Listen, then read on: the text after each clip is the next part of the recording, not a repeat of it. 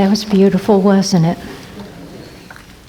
We thank Shelby especially. She's right in the middle of another semester at USM. She needs to leave here and get back to Hattiesburg this afternoon, so we appreciate her for taking the time to do that. And our other musicians here, appreciate you every single Sunday. And everyone that, whatever you did today or whatever you've done, we appreciate it. There's so many people behind what happens here every day of the week, on Sundays, and Bobby and Rosa and Dan. It took him a little bit of time to get all these musicians set up for the sound system. And Tim, we appreciate that. Now, the last 2 weeks, as Dennis said, we've been talking about the unity basics, and we like to at least once a year go back and talk about the principles. Although every talk that we give here on Sunday will be based on one of these principles. We don't always say it, but we're definitely telling you what these principles are in these few weeks. And as he mentioned earlier, the one for today is the third one. We create our life experiences through our way of thinking. Principle 1 is God is. There is a power and presence in the universe. There's one power and one presence. The second is that we are directly connected to this power. The Spirit lives in each and every one of us. The third, we think it through our thoughts. We have the perception of our life right there, as I mentioned in this small meditation that I gave a few moments ago. There's an outer world and an inner world. And whatever's going on in the outer world, you have a thought about it. And sometimes that's what we need to change, is whatever thought we have about what's going on.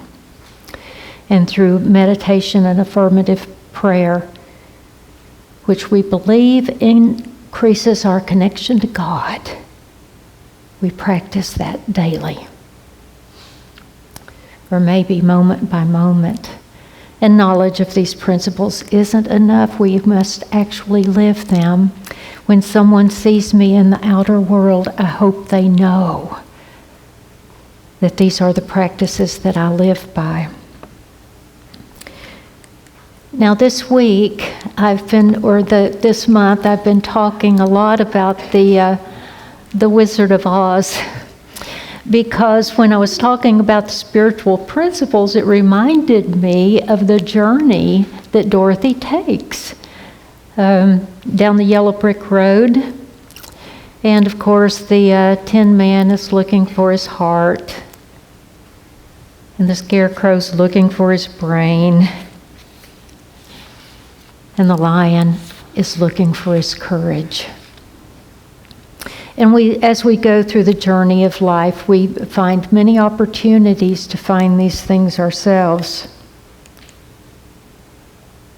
And then Dorothy, of course, finds out she had it all the time.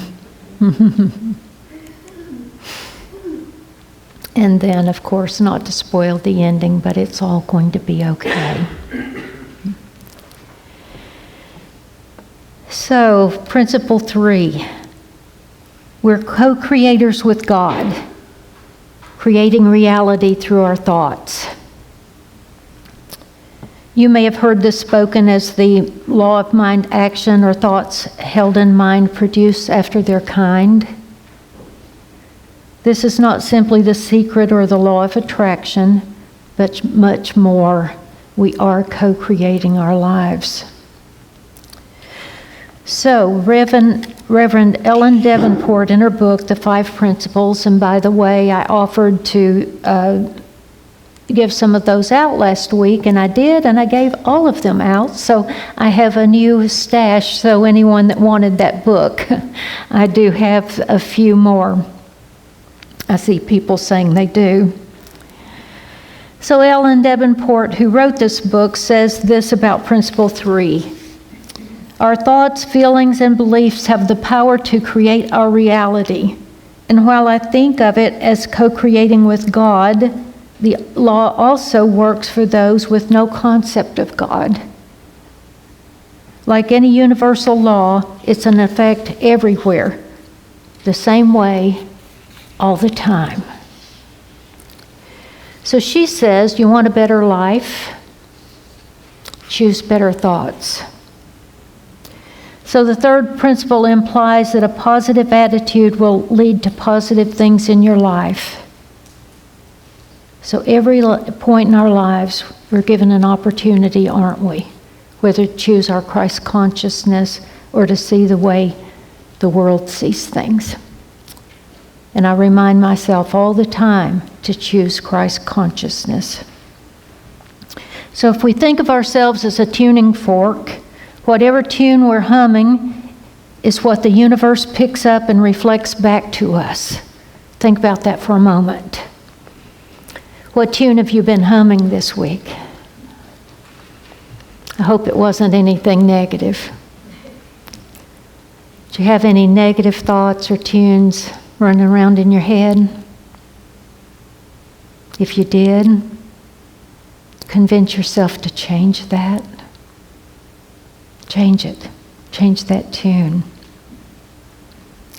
If we're humming a happy tune is what will be reflected.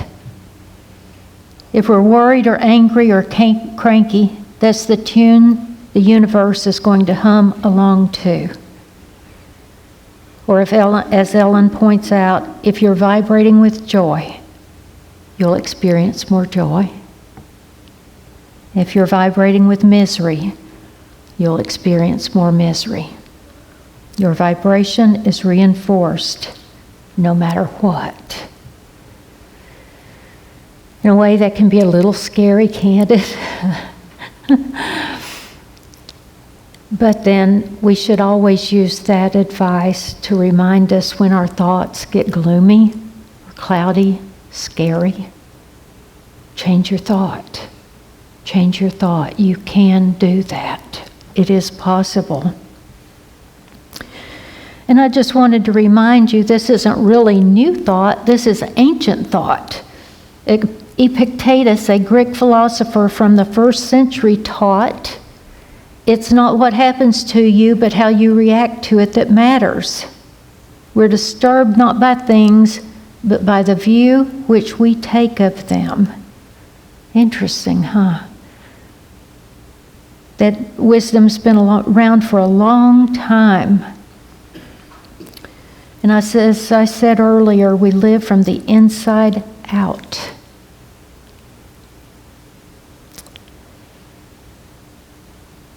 It turns out our brains are conclusion-forming, evidence-gathering, meaning-making machines, aren't they? Think about that for a moment, too.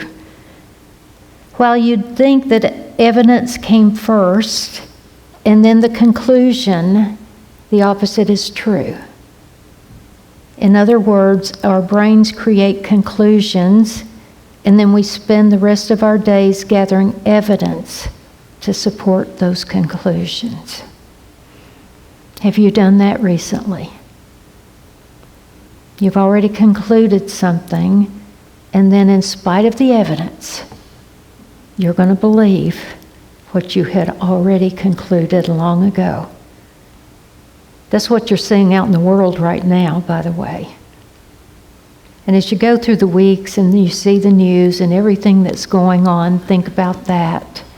How many people have conclusions they made long ago? And now whatever evidence they're seeing, it doesn't matter. They're going to disregard it and go with whatever they already concluded. So if we formed a conclusion or a belief or an opinion, our brain is predisposed to only gather the evidence that supports that. It's not that we don't want to see another way. It's just that our brain is now wired to only see a certain way. And you really have to be diligent now if you want to change that. It's not the easiest thing in the world to do. We see things in a certain way.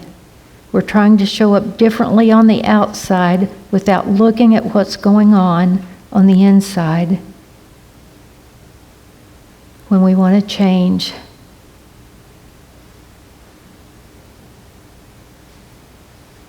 So let's just take an example. If we have the belief that our boss or our job is against us, how we're going to show up. Going to show up with an attitude, aren't you? So I would just suggest you change that thought as quickly as you can. And whatever it is around you may change too. It's worth an experiment to do, isn't it? Relationship, situation you find yourself in, whether at work, wherever, maybe on the road, maybe the other person driving. A woman I know said that the most important moment of her life, I want you to hear that, the most important moment of her life occurred when she learned that she could change her thoughts. She didn't know that. She'd never been told that. She didn't learn it in school. She went through college and didn't learn that. She didn't learn it from her family, that you can actually change your thoughts. She said she had never been introduced to the concept. She'd been taught that whatever life hands you, you accept. Feeling bitter, angry, worried, regretful, and whatever was expected. That's just what you were. That's how it went. That was just your life. You were simply expected to harbor those harmful feelings, and whatever your thoughts are, they're okay. Just go with that. She said at 20-something, in her later 20s, she began watching her thoughts when she finally learned this little secret. Didn't know why she hadn't been taught it before.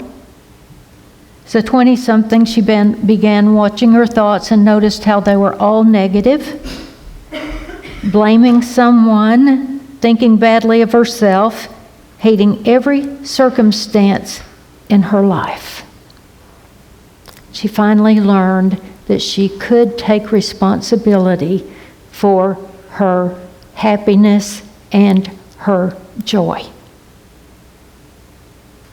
She was waiting for external circumstances to allow her to do that. She said that was the most important thing she learned her entire life. It turned her life around. She said you wouldn't even recognize the same person that she was before when she learned that she could actually change her thoughts. So our thoughts constantly change the wiring in our brain. Isn't that cool? I love that. I love knowing that. And changing your life does require that you change your mindset.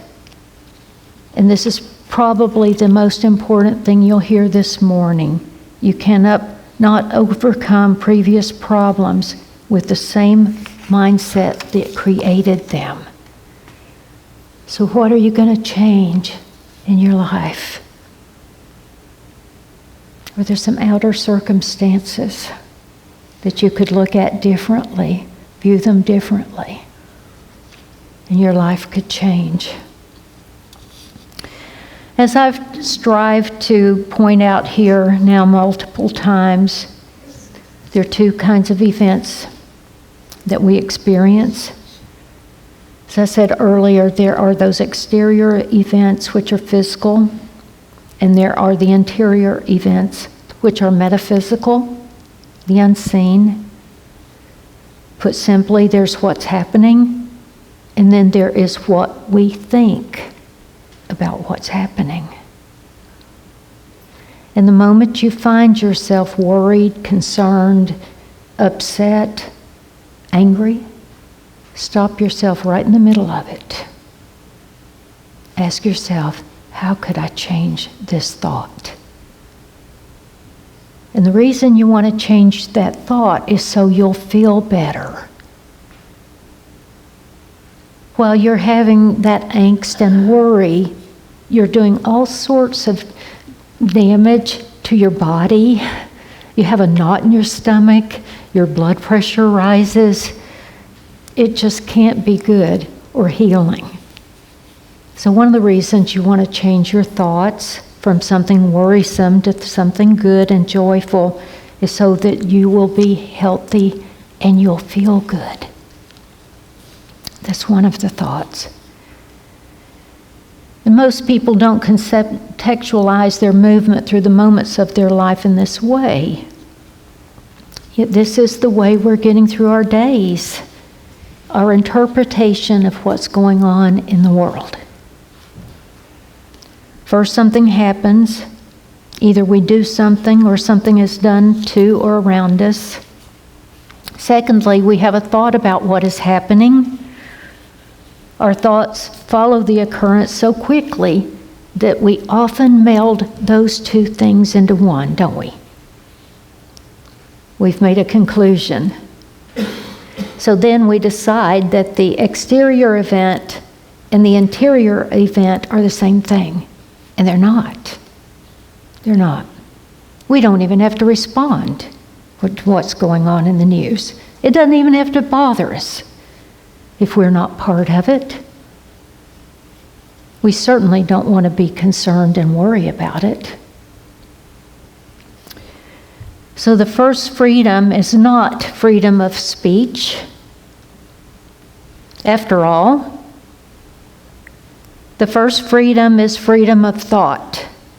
And I want you to remember that. Your first freedom is the freedom of thought. No one can take that away from you. Ever. Ever. That's what makes you a divine being. That's what makes you the sovereign in your own kingdom.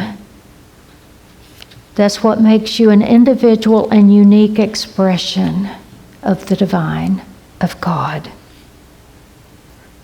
For you do have the power to create your own reality of any event. So take anything you want to think about that's going on around you, happen in your life, even about a future that you imagine might occur. Change your thought about it. Decide that it's going to be okay. Your thoughts are powerful tools.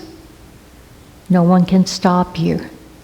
Nelson Mandela proved this during 26 years of incarceration by the rogue minority white regime that had so long controlled South Africa. St. Joan, also known as Joan of Arc, proved this during the French persecutions, and Jesus proved that during the later part of his life. Others have proved it as well. Winston Churchill proved it when the exterior events produced by Hitler's Nazi Air Force would have had him believe that England was doomed. But he wouldn't believe it. Jonas Salk proved it when medical science would have him believe that there was no cure for polio. Thank God. Martin Luther King proved it, didn't he? You prove it every time you decide that conventional wisdom about anything just might be wrong. Question everything. Or at the very least incomplete. It's not all the information, is it? And you alone get to decide what is real and true for you. You see, you have that direct connection to God, just as we learned with the second principle. You have that direct connection. You are a light. You have a connection to the divine and all the wisdom of the universe. You only need to remember to connect to it. And every time you use it, you prove this principle. You can change your thought. You can change your life. You can change your world. So back to the movie and the wizard. The point of the movie. The scarecrow demands of Glenda, "Why didn't you tell her before?" He says, "Because she wouldn't have believed me. She had to learn it for herself." The Tin Man leans forward and asks, "What have you learned, Dorothy?" She says, "Well, I think we have the power. We each have ruby red slippers to transport us to wherever we want to go, to bring us to our Eden, home, whatever it is our heart's desire. Witches and cyclones, while bad, can be a means for spiritual growth, can't they? Can you think of some witches and cyclones in your past? Bet you can, we all can. We must learn for ourselves. Truth is not given so much as it is realized. Look within. You don't need to go in search of a mystic or seek truth from a variety of exotic religions. You don't need to do that. Truth is found in your own backyard. You just need to be open. Reality is very simple. We create our own reality. We tend to make it more complicated than it needs to be. The simple universal fact is that if we believe it to be so, it is. There's no place like home. The kingdom of heaven is not a place, but a condition. Now hope that you will have a wonderfully blessed week, a peaceful week, and don't forget, most of all, that you had it all the time. Thank you for your time.